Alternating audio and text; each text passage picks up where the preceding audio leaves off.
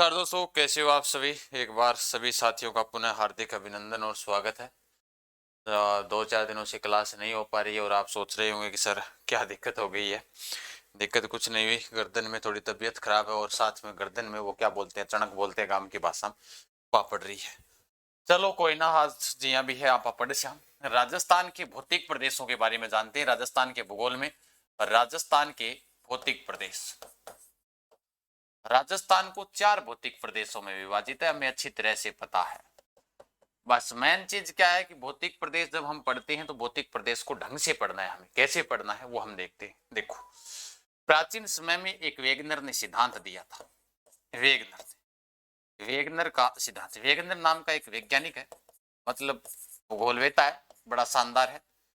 सिद्धांत इसने दिया था, सिद्धांत वेगनर का एक सिद्धांत दिया हुआ, बहुत जोरदार सिद्धांत। हो सिद्धांत के बारे में बात करूं कि सिद्धांत गुरु जी किसो दियो। वेगनर प्रागैतिहासिक काल के अंदर एक सिद्धांत दियो, बिंग बारे में बोलो पृथ्वी की एक पेंजिया के रूप में ही, किंग रूप में ही, पेंजिया के रूप में। अब पेंजियो का ही कहीं तो ही ध्यान कौन पेंजियो केड़गो है। अब गुरु जी पेंजियो पंजालियो सुनिडो और सुनिडो, पेंजियो कौन सुनिडो मारो, है ना। आवाज वो तो सही है ना। आजकल की मैं रिकॉर्डिंग में खुद ही चालू कर ले बाई मिस्टेक, कोई दिक्कत ना हो जाए, खातर चेक करनी पड़े, तो फिर घंटा माथो पची मैं करूं, फिर बाद में रिकॉर्डिंग हुआ को नहीं है कि समस्या। देखो, वेगनर सिद्धांत दियो, वेगनर सिद्धांत दियो जो बोलो पृथ्वी एक पेंजिया के रूप में, पेंजिया के रूप में मतलब एक स्थल मंडल। सुनियो ध्यान से, यानी पृथ्वी की उत्पत्ति किया हुई पहला बातचीत देख लिया, फिर बाद में आप पढ़ांगा कि भाई राजस्थान का भौतिक प्रदेश किसे किसे है। देखो हाँ, यहाँ कहो कि पृथ्वी चीज की एक ई टाइप स्थल मंडल हो, एक क्या था, स्थल मंडल। यानी इसको लिखेंगे अपने, ये कौन सा मंडल है, स्थल मंडल है। बोला पृथ्वी एक स्थल मंडल के रूप में थी। बोले अच्छा जी ठीक है। फिर बोला जी इनका 2 भाग, ऊपरी तो उत्तरी भाग हो गया, उत्तरी भाग को हम कहेंगे उत्तरी पेंजिया, उत्तरी पेंजिया। बोले एक भाग हो जगह भागो नाम हो दक्षिणी भाग, जगह ना कहीं बोलांगा दक्षिणी भाग ना केवांगा आप दक्षिणी पेंजिया, क्योंकि पेंजिया के रूप में तो है पृथ्वी। बोले ठीक है जी, 2 भागा में और दोनों भाग इंगा अलग अलग। बोले 2 पेंजिया हो गया। बोले ठीक है, पेंजिया 2 हो गया। यानी स्थल मंडल के रूप में था। बाहर के इसके क्या था, जल था, इसके बाहर क्या था, जल। ये वाला जो भाग है इस स्थल मंडल के भाग पर क्या था, जल था।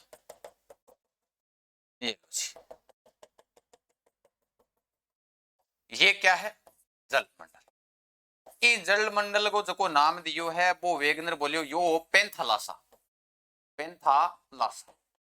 पेंथालासा मतलब गुरुजी पेंथालासा सागर है कहीं को, पेंथालासा क्यों तो सागर हो तो फिर क्यों हो कार्बोनिफेर युद्ध। हालांकि वो एक भाग अलग है, जो को उत्तरी भागो नहीं, उत्तरी भाग को कहा था उसने अंगारा लैंड, जो को उत्तरी पेंजियो बिन कुणसो लैंड कहो, अंगारा लैंड कहो, और दक्षिणी कहो गोडवाना लैंड, दक्षिणी पेंजियो बिन कुणसो लैंड कहो गोडवाना लैंड कहा था।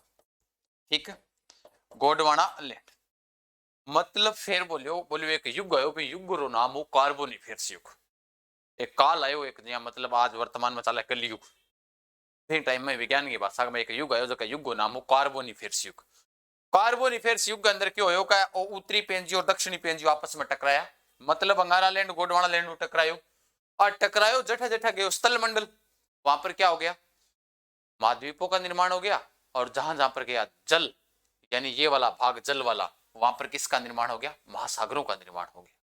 अब आपके एक दिमाग में हमेशा आती होगी, कभी आपने सोचा नहीं होगा कि महासागर का निर्माण कैसे हुआ होगा। इन स्थानों पर महासागर नहीं है और इन स्थानों के ऊपर महाद्वीप आए हैं। तो उसके पीछे लॉजिक ये है कि पृथ्वी थी गोल के रूप में थी पेंजिया, के जिसको पेंजिया नाम दिया था। वेगनर का एक सिद्धांत है महाद्वीपीय सिद्धांत, जिसको पेंजिया के रूप में अपने विभाजित करते हैं कि पृथ्वी एक गोल थी इस प्रकार से, स्थल मंडल था एक स्थान पर। ठीक है, इनका 2 भागा, ऊपरी भाग हो जो उत्तरी हो और दक्षिणी भाग हो दक्षिणी हो गए, उत्तर दक्षिण दिशा कर दी। बोले उत्तरो भागो जो कहता अंगारो लैंड, दक्षिणी कहता गोडवानो लैंड। इंग बार कहे जल मंडलो, यानी जलो बहुत जोर गो, बिन कहता पेंथालासा सागर, के नाम जानता, पेंथालासा सागर नाम से जानता। फिर बोलियो कार्बोनिफेरस युग आयो, और इन कार्बोनिफेरस युग में ओ भाग आपस में टकराया, टकराया तो पृथ्वी घूमी, और टकराया इतनी भयंकर टक्कर हुई कि जठा जठा ओस्थल मंडल गयो नहीं, ओस्थल ओ जी टकराया बाद में ओस्थल मंडल विस्तार हो गयो। तो जठे जठे स्थल मंडल गयो बठे महाद्वीप को निर्माण हो गयो, जठे गयो जल बठा हो गयो पेंथालासा सागर को निर्माण हो गयो। ध्यान रख लियो, ठीक है। I hope you are understand, समझ गए होंगे। उतारो इसको फटाफट से, फिर उसके बाद में आगे लिखवा देता हूँ, है ना जी। शाबाश, वेरी गुड। अब जैसे भी हो मैं आपकी क्लास आपको समय समय के ऊपर आपको करवाता रहूंगा, ठीक है ना, कोई दिक्कत नहीं। आगे लाइन लिखा आप, अगली लाइन देखो। भौतिक प्रदेश को आज पहलो पार्ट है, लिखो कार्बोनिफेरस युग में, कार्बोनिफेरस, कार्बोनिफेरस काल में अंगारा लैंड व गोंडवाना लैंड के बीच टक्कर हुई। अंगारा लैंड व गोंडवाना लैंड के बीच टक्कर हुई।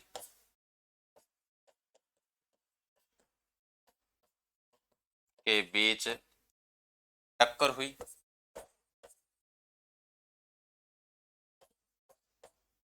और जिस स्थान पर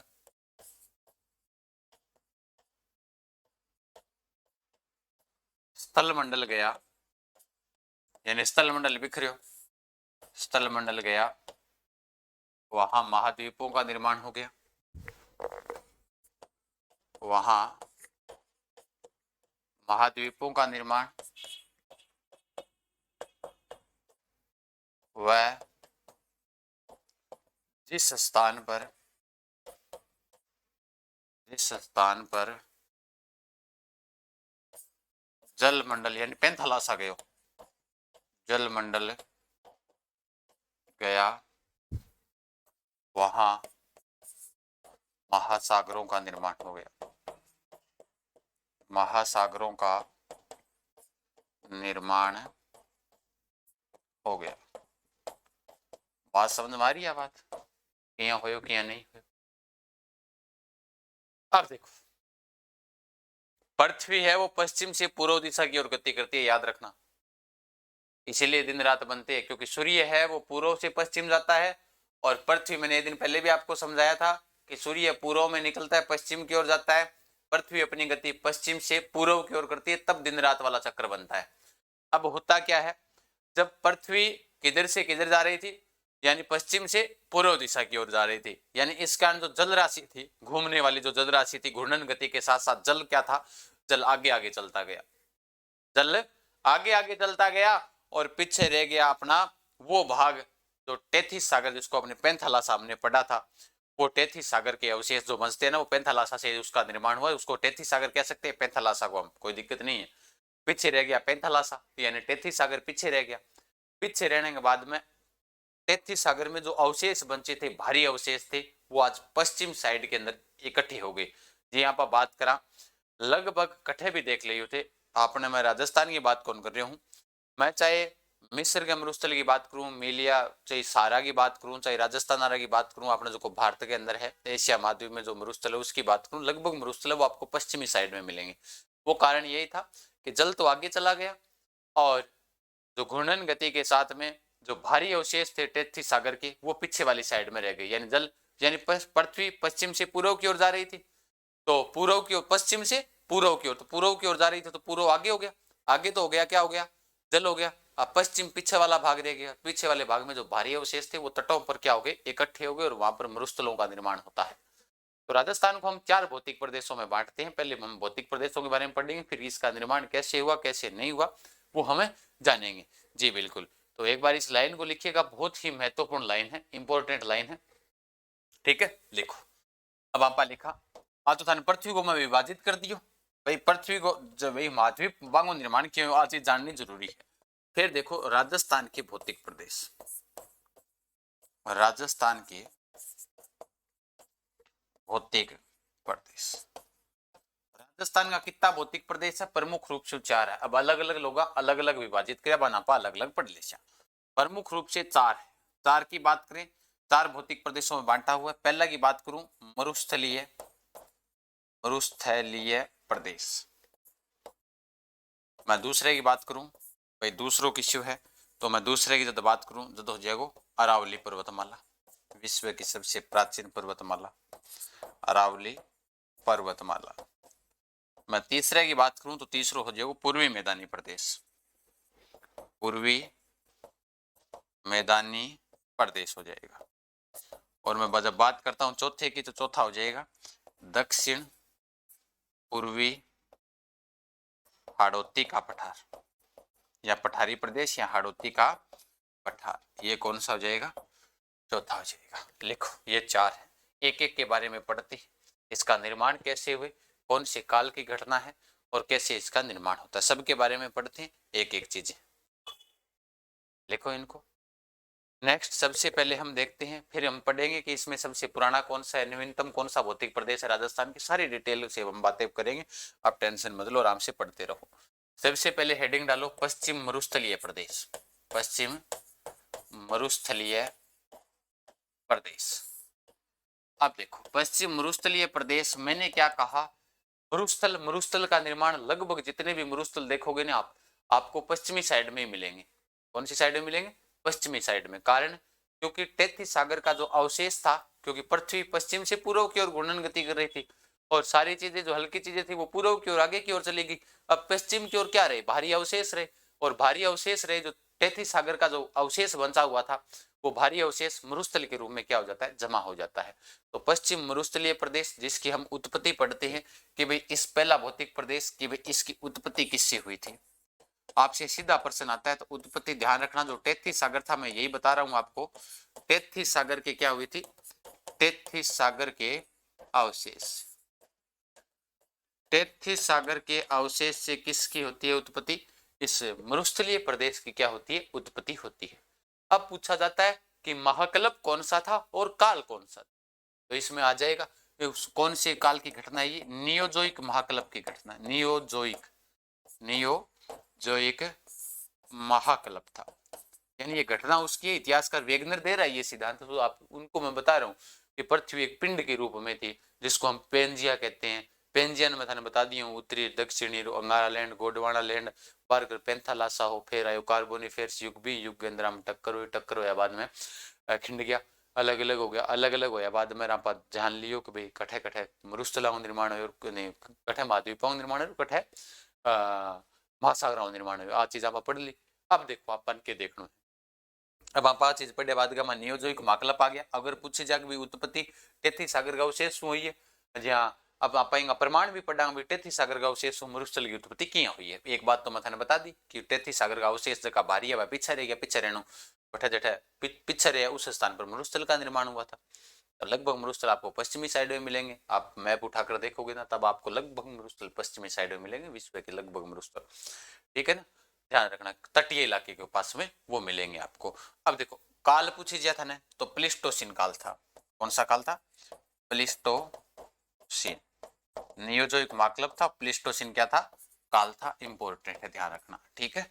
ये तो एक बार ऐसे लिखवा रहा हूँ, एक बार जो राजस्थान के जो भौतिक प्रदेश है उनकी मैं घटनाएं लिखवा रहा हूँ आपको।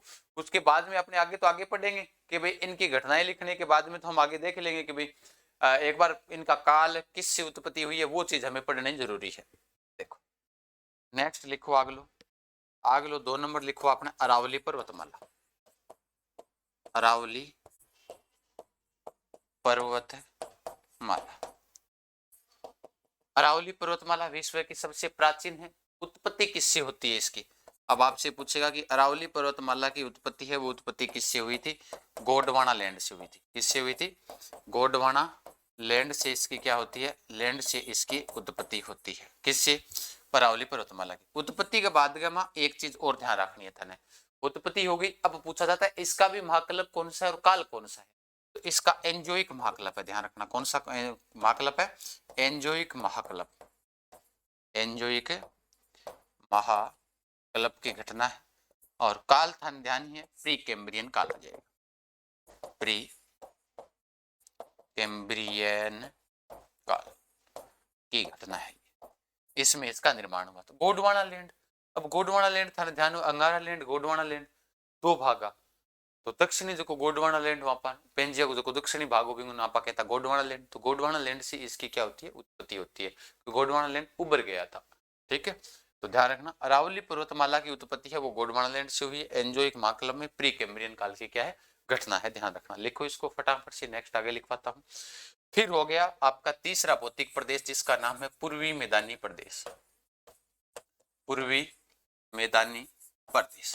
अब देखो पूर्वी मैदानी प्रदेश की यहाँ पर बात करा, देखो सारंगी है, उपजाऊ मैदान है, सबसे ज्यादा जनसंख्या घनत्व भी इसी प्रदेश के अंदर, क्योंकि सबसे ज्यादा होना ही है, नॉर्मल सी बात है, क्योंकि ये जो भौतिक प्रदेश है जहां पर आपको उपजाऊ मिट्टी मिलेगी जिसकी वजह से जलोढ़ मिट्टी मिलेगी, और मैदानों का निर्माण जल नदियों के द्वारा लाई गई मिट्टी से होता है। तो पूर्वी मैदानी प्रदेश, तो मैदानों का निर्माण किससे होगा? जो मिट्टी आती है ना, मिट्टी लेकर आते हैं नदियां, तो उससे होगा, वो जलोढ़ मिट्टी आती है, तो ध्यान रख लेना। अब इसकी उत्पत्ति की बात करें, पूर्वी मैदानी प्रदेश की उत्पत्ति कैसे हुई थी, तो सीधा सा लिख लेंगे, गंगा व यमुना, गंगा व यमुना नदी की लाई गई मिट्टी। गंगा व यमुना की लाई गई जो मिट्टी है, उस मिट्टी से कौन से मैदान का निर्माण होता है? पूर्वी मैदानी प्रदेश का क्या होता है? निर्माण होता है। अब इसमें पूछा जाएगा तो नियोजोइक महाकल्प है, नियोजोइक, नियोजोइक महाकल्प है। और थाने पूछे जाए नियोजोइक महाकल्प हो गया, ठीक है, तो भाई युग कौन सो है? प्लीस्टोसीन काल है, प्लीस्टोसीन काल। अब देखोगा एक बात और थारे दिमाग में आवेगी, का गुरुजी थे मरुस्थलीय प्रदेश में क्या चीज लिखाई आई? तो लिखाई नियोजोइक प्लीस्टोसीन, और आई थी ऐसा लिखवाण नाग रहे हो पूर्वी मैदानी प्रदेश में। अब आम में विभाजित यहाँ किया करा कि पुरानो पूर्वी है कि वो है, टेंशन क्या मिलो, मैं हूं नहीं था, इतना टेंशन लेने की थाने क्या जरूरत है, हैं? मैं थाने एक एक चीज बढ़िया तरीका से कॉन्सेप्ट का सागर समझाऊंगा, तो थाने कटा जरूरत है टेंशन लेने की, जरूरत को नहीं, बस आराम से पढ़ता रहो। नेक्स्ट वो तो तीसरो आ गयो। चौथो भौतिक प्रदेश देखा राजस्थान, जखा नापा के वहां दक्षिण पूर्वी पठारी प्रदेश, क्या कहते हैं? दक्षिण पूर्वी पठारी प्रदेश हम जिसे कहते हैं, या फिर हम कहते हैं हाड़ौती का पठार। एक चीज और है, ये भौतिक प्रदेश पढ़ने के बाद में आपको ऐसा लगेगा कि आपने पूर्ण रूप से ज्योग्राफी पढ़ ली है, कन्फर्म है, तो बहुत सी बात आज की क्लियर है। 50% में तो ये मानू भौतिक प्रदेश पढ़ लियो, 50% ज्योग्राफी क्लियर होगी, मेरा तो यही मानना है भैया, सीधी सी बात है, मैं बता रहा हूँ आपको। हाड़ौती के पठार को निर्माण किया होगा, थे बताओ, ज्वालामुखी हो सी पठारी को, पठारी प्रदेश क्या करेंगे अपने कि ज्वालामुखी के द्वारा जब धरती के अंदर दरारी आई, दरारों से क्या निकला? लावा निकला, लावा जिन स्थानों पर जम गया, उस स्थान पर पठार का निर्माण हो गया, ये हम पढ़ते हैं अच्छी तरह से। और फिर वहां पर काली मिट्टी पाई जाएगी, क्योंकि जला लावा जलने के बाद ठंडा हुआ, जब जम गया, जमने के बाद वहां पर मिट्टी कैसी मिलेगी अपने को? काली मिट्टी मिलेगी।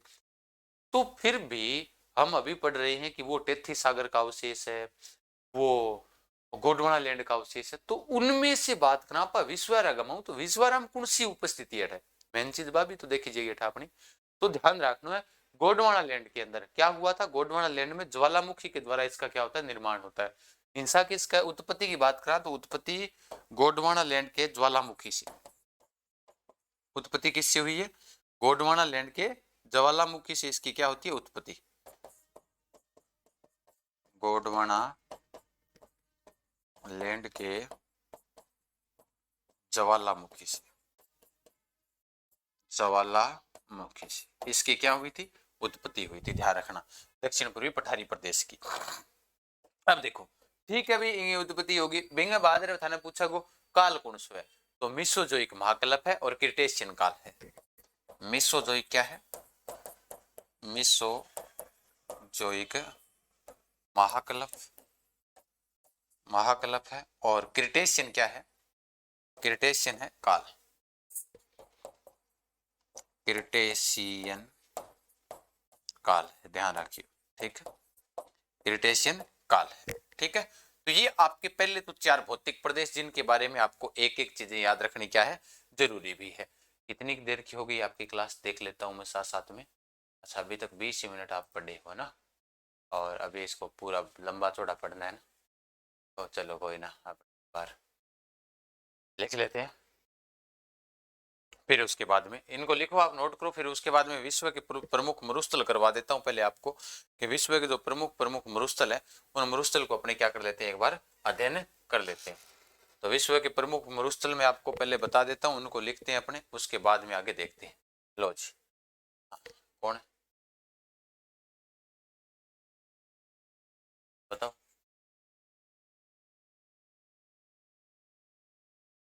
हाँ म्यूट कर दो एक बार, बताओ जल्दी बोलो। नहीं बता दी तो मैंने, कोई बात है तो।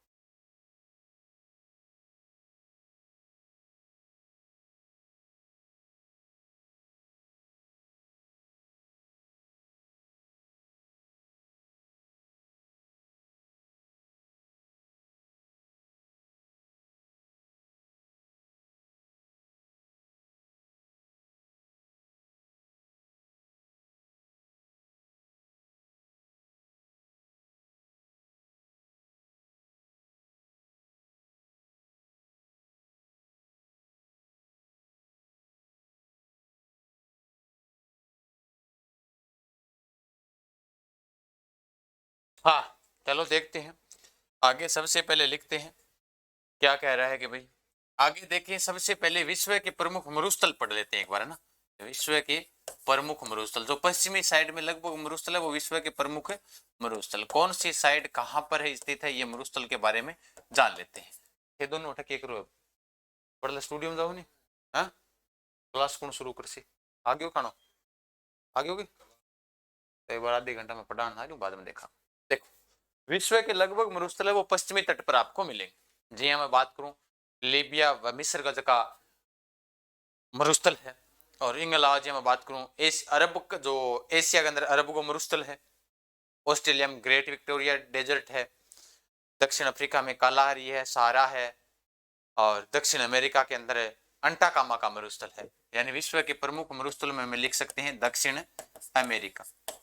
दक्षिण अमेरिका में कौन सा मरुस्थल है, अंटाकामा का मरुस्थल, अंटाकामा का मरुस्थल, मरुस्थल अंटाकामा का मरुस्थल है।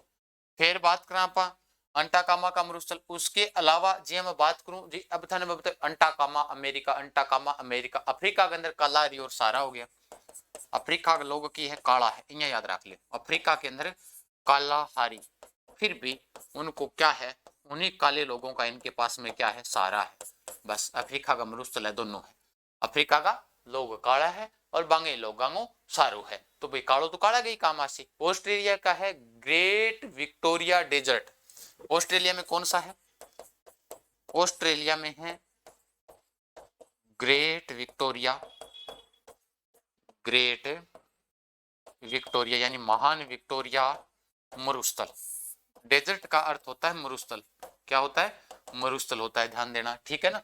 मैं ध्यान दो तीन जगह मरुस्थल लिखवाए हूँ, याद रखना। एशिया का अरब को मरुस्थल हो गया, कुछ देखो आपने थार को मरुस्थल भी है भारत के अंदर। तो लगभग ये सारे के सारे कौन सी साइड में मिलेंगे आपको, पश्चिमी साइड में मिलेंगे। तो भारत में भी लिख्स को अगर थे भारत पाकिस्तान के बीच का, मैं देखो एशिया को लिख लियो आपने क्योंकि पाकिस्तान के अंदर भी है। तो एशिया के अंदर है थार का मरुस्थल, थार का मरुस्थल है, ध्यान देना ठीक है जी। अब देखो तो आ गया विश्व का प्रमुख मरुस्थल।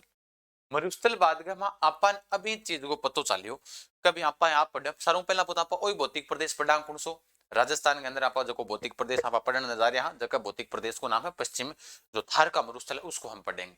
अब थार को मरुस्थल है थे दियो, पहली बात तो अपन भी ध्यान रखनी पड़ेगी वो काल क्रम की, पहला पुराणों किस्सू है नयो किस्सू है। अब गुरु जी पुराना हो तो मान ध्यान पतो चल गयो ठीक है, पुराणों तो मानी चीज को पता चल गया कि विश्व की सबसे प्राचीन पर्वतमाला अरावली को मानते हैं, तो सारों पुराणों भौतिक प्रदेश आपनो अरावली है। दिमाग लगाओ बस ऑटोमेटिक उतर आ जाएगा। नवीनतम नवीनतम जलोढ़ मिट्टी आवे बिन बोला आपा खादर, तो नवीनतम किस्सो वो पूर्वी मैदानी प्रदेश हो जाए। अब बीचारा गड़बड़ी है क्योंकि दोनों टाइम भी सेम सो ही है। अब की करियो जाए गुरु जी, अब देखो थे अब मैं थाने एक ही चीज के साथ क्लियर कर दूंगा।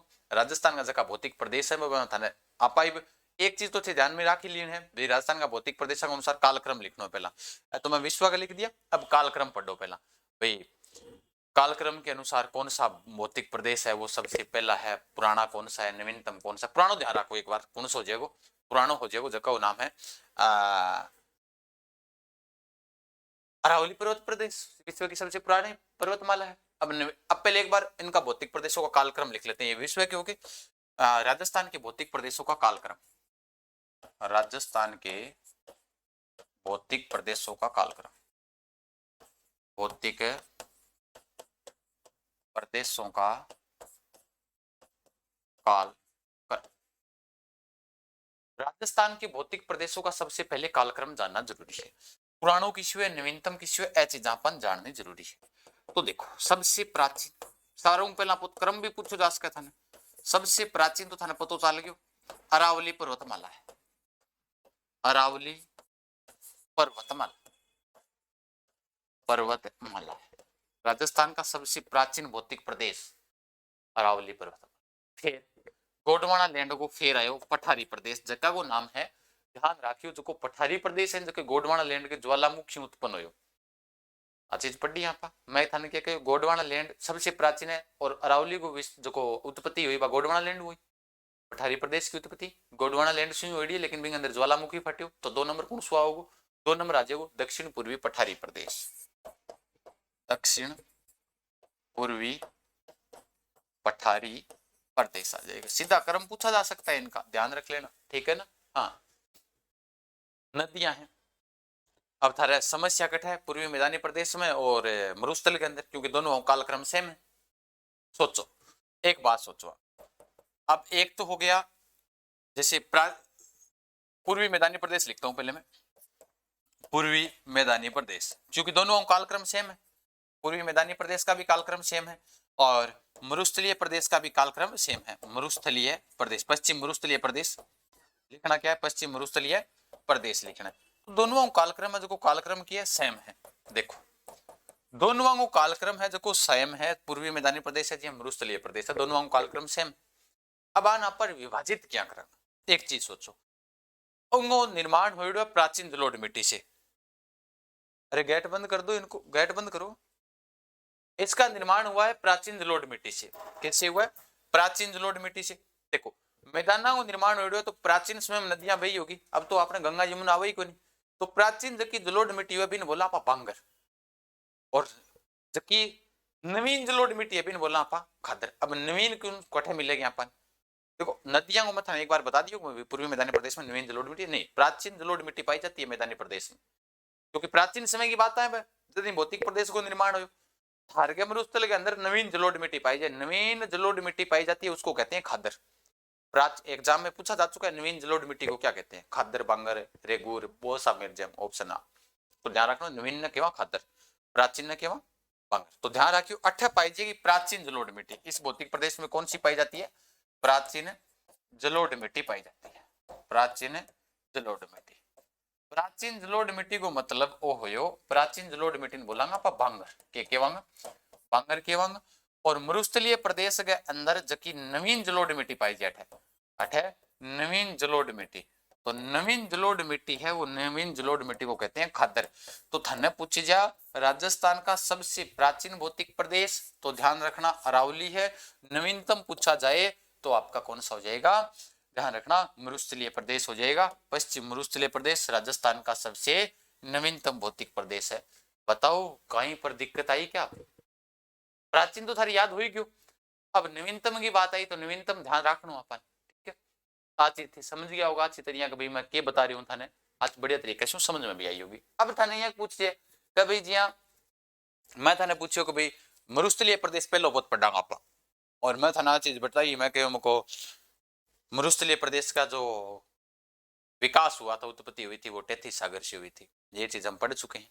आज चीज देखा भाई 33 सागर का अवशेष के मिले अपन आ भी जरूरी है। पहलो भौतिक प्रदेश मरुस्थलीय प्रदेश कहूंगा जगह उत्पत्ति 33 सागर हुई। बाकी यहाँ तो देखो और सा भी इतिहासकार में बात करूं जहाँ मैं सबसे पहले जो राजस्थान के भौतिक प्रदेश का जो विभाजन करने का जो श्रेय दिया जाता है वो वीसी मिश्रा को दिया जाता है। तो वीसी मिश्रा साहब जो करियो जकान श्रेय दे जे बा इन राजस्थान के भौतिक प्रदेश कितना भागा में बांटियो वह भी चीज जरूरी है आपने ध्यान रखनी पड़ेगी। तो सारों पहला पोता आप लिख लेवा कि एक बार अन्य इतिहासकारों ने कौन सा क्या क्या बताया है।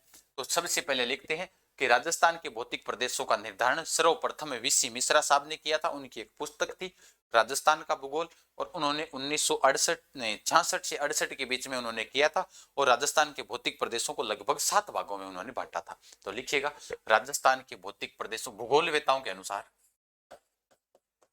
भूगोल वेताओं के अनुसार, भूगोल वेताओं के अनुसार राजस्थान के भौतिक प्रदेशों का विभाजन भौतिक प्रदेशों का विभाजन। भूगोलवेताओं के अनुसार पढ़ते हैं तो भूगोलवेताओं के अनुसार ध्यान रखना, सबसे पहले राजस्थान के भौतिक प्रदेश का विभाजन किया था, किसके द्वारा किया जाता है? सर्वप्रथम वीसी मिश्रा ने किया था। सर्वप्रथम वीसी मिश्रा ने किया था।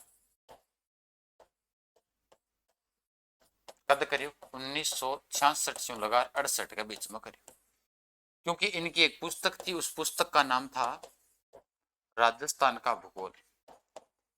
राजस्थान का भूगोल।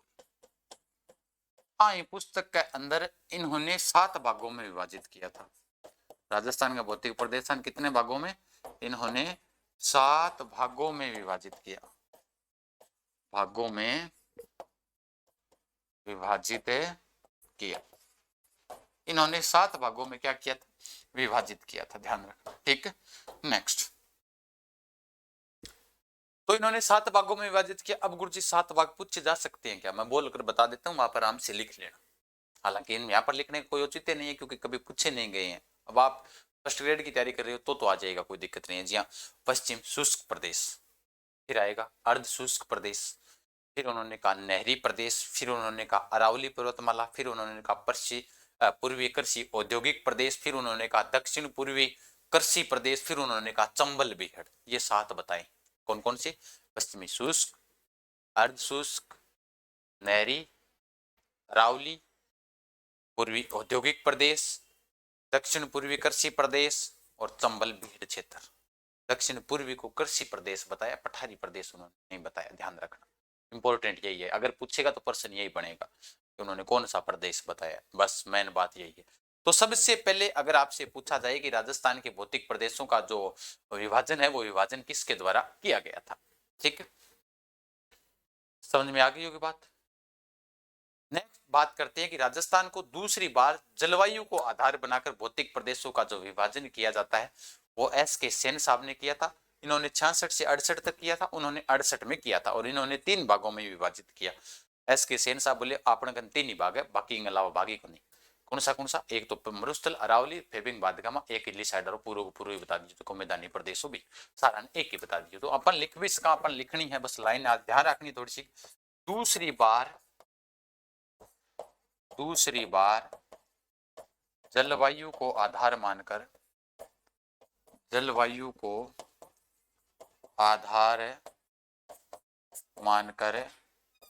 वीसी सेन ने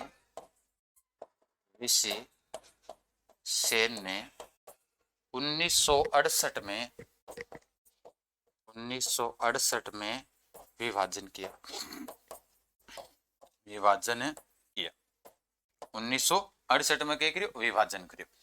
दूसरी बार जलवायु ने आधार मानी वीसी सेन ने इनको क्या किया था? 1968 में विभाजन किया। इन्होंने 3 भागों में बांटा था, बस ध्यान रखना। कितने भागों में? 3 भागों में बांटा था, ध्यान रख लेना। ठीक है, कितने भागों में बांटते हैं? 3 भागों। बस वीसी सेन साहब जगह 3 भागा बांट दियो, बस नहीं सॉरी एस के सेन साहब, सॉरी वीसी लिख दिया, एस के सेन साहब, एस के सेन, वीसी सेन नहीं, एस के सेन साहब, एस के सेन इन्होंने बांटा था। ठीक है ना, एस के सेन, मैंने वीसी सेन लिख दिया। एस के सेन ने इसको 1968 में विभाजन किया। और जब बात करा आपा भाई तीसरी बार भी कहीं विभाजित करियो, जी बिल्कुल, राजस्थान का तीसरी बार विभाजन करते हैं डॉक्टर राम लोचन त्रिपाठी साहब 1971 में विभाजित किया था।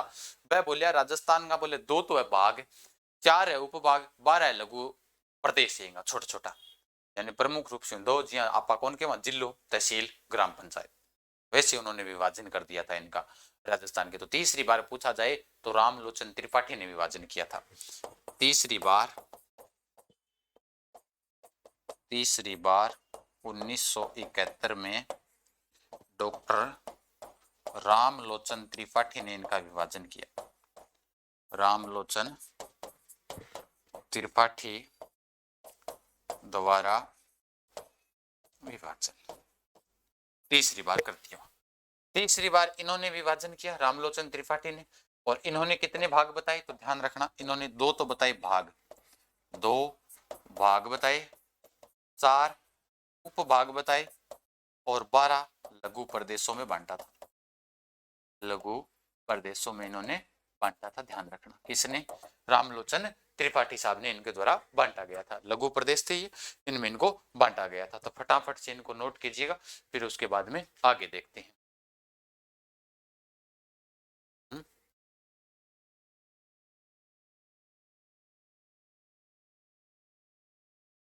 हाँ, अब देखो उसके बाद में आगे देखते हैं। अब ये यहां तक आपका क्लियर हो गया। उसके बाद में हम आगे देखते हैं कि भाई राजस्थान में सर्वाधिक बड़ा भौतिक प्रदेश कौन सा है। तो हमें अच्छी तरह से पता है, सारों बड़ो पूछी तो अपना रेगिस्तान हो जाएगा, पश्चिम मरुस्थलीय प्रदेश छोटा पूछे तो दक्षिण पूर्वी पठारी प्रदेश हो जाएगा। 2 हो गए। उसके बाद में जब बात आई, कभी भारत को भी हम भौतिक प्रदेशों में विभाजित करते हैं। भाई राजस्थान के जो भौतिक प्रदेश हैं भारत के अलग है, मध्य प्रदेश के नहीं, भारत वाले में ही तो शामिल है। तो अगर अपन प्रश्न पूछे जा कि भारत के कौन से भौतिक प्रदेशों की संरचना है राजस्थान के भौतिक प्रदेश, तो ध्यान रखना सबसे महत्वपूर्ण क्वेश्चन है ये। अगर पूछा जाए कि संरचनात्मक दृष्टि से राजस्थान के भौतिक प्रदेश है, वो एक तो उत्तर का विशाल मैदान और एक प्रायद्वीपीय पठार, 2 का हिस्सा है, ध्यान रखना। हालांकि जब भारत का भौतिक प्रदेश पढ़ते हैं तो मरुस्थलीय प्रदेश उसमें अलग से आता है, लेकिन संरचनात्मक दृष्टि से पूछा जाए तो अलग है। तो उनके लिए 2 लाइनें लिख लेते हैं, आपको ध्यान रखने पड़ेंगे। हाँ, अगर पूछा जाए कि राजस्थान में, पहले सामान्य बातें करवा देता हूँ सारी की सारी, ताकि आप मरुस्थलीय प्रदेश पढ़ो उससे पहले आपकी सामान्य बातें क्लियर हो जाए। राजस्थान में सर्वाधिक विस्तार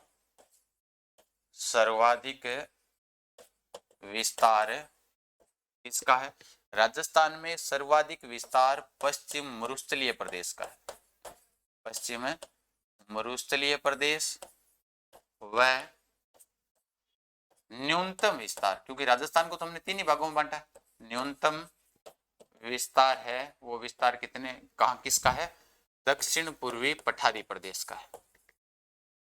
दक्षिण पूर्वी पठारी प्रदेश का है, ध्यान देना, पठारी प्रदेश का, ठीक है। फिर भी बात हो गयो। अब था ना एक नोट लगा के बड़ो ही महत्वपूर्ण प्रश्न आज सितारे सामने कि संरचनात्मक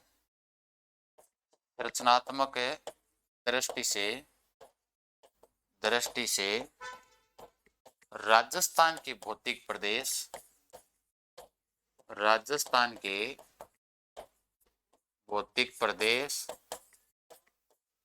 राजस्थान के भौतिक प्रदेश भारत के उत्तर का विशाल मैदान, क्योंकि भारत में जो उत्तर को विशाल मैदान है ना, विशाल मैदान बिंगो हिंसो है, देखो मैदान को पूर्वी मैदानी प्रदेश बिंगो तो हिंसो है, फिर उत्तर का विशाल मैदान व प्रायद्वीपीय पठार, प्रायद्वीपीय पठार का हिस्सा है। द्वीपीय में द्वीप बड़ा आएगा, भाई छोटा लिख दिया मैंने, पठार का हिस्सा है, ठीक है, ध्यान देना, ठीक है, इंपॉर्टेंट है। दोनों एक बार एग्जाम में प्रश्न पूछ लिया था कि जो प्रायद्वीपीय पठार का हिस्सा है राजस्थान का भौतिक प्रदेश कौन सा, लगभग जो भौतिक प्रदेश है वो इसका हिस्से है, दोनों के हिस्से हैं, ध्यान रखना, उत्तर के विशाल मैदान के और प्रायद्वीपीय पठार, इन 2 चीजों के क्या है, महत्वपूर्ण हिस्से हैं। अब देखो, अब आप कहोगे कि भाई अब सबसे पहले मैं किस भौतिक प्रदेश की बात करूंगा, मैं सबसे पहले राजस्थान के उस भौतिक प्रदेश की बात करूंगा, पश्चिम मरुस्थलीय प्रदेश से अपने क्या करेंगे, शुरुआत करेंगे। अब पश्चिम मरुस्थलीय प्रदेश से मैं शुरुआत करूंगा, तो मैंने आपको क्या कहा कि पश्चिम मरुस्थलीय प्रदेश का उत्पत्ति है वो उत्पत्ति किससे हुई है? टेथी सागर से। पहले एक बार मैं अवशेष प्रूफ करवा देता हूं कि उससे हुई है कि नहीं हुई। तो टेथी सागर से हमने माना था कि टेथी सागर से मरुस्थल का विस्तार, टेथी सागर से किसका विस्तार हुआ था? टेथी सागर से मरुस्थल का विस्तार हुआ था कि नहीं हुआ था? जी बिल्कुल हुआ था। मैं इसके लिए सबूत आपको चाहिए, क्योंकि इतिहास भूगोल सब आपसे क्या मांगेंगे? सबूत मांगेंगे। टेथी सागर पहलो, धार के मरुस्थल में औषधि चट्टानें पाई जाती है, ध्यान रखना, वो टेथी सागर का ही प्रमाण।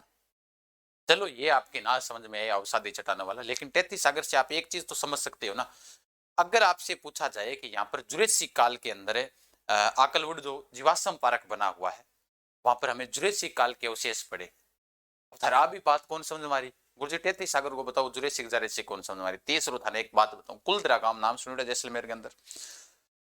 जैसलमेर जठा धोरांगो क्षेत्र है, जठा मछली को अवशेष मिले प्राचीन समय को, तो मछली क्यों मारे पानी में रहती हो, तो वो 33 सागर का हिस्सा हो। अगर ये बात समझ में आ गई तो आप अच्छी तरह से समझ जाओगे कि रेगिस्तान में लवणीय झीलें पाई जाती है, खारे पानी की झीलें वो 33 सागर का ही अवशेष है। तो अगर पूछा जाए कि रेगिस्तान है भाई तो मरुस्थलीय प्रदेश है, वो 33 सागर का ही अवशेष है, उसके प्रमाण अपने पास में क्या है, तो सबसे पहले अपने देख सकते हैं थार के मरुस्थल में अवसादी चट्टानों की प्रधानता, अवसादी चट्टानों की प्रधानता, ये किसका प्रमाण है, ये 33 सागर का प्रमाण है, ध्यान रखना।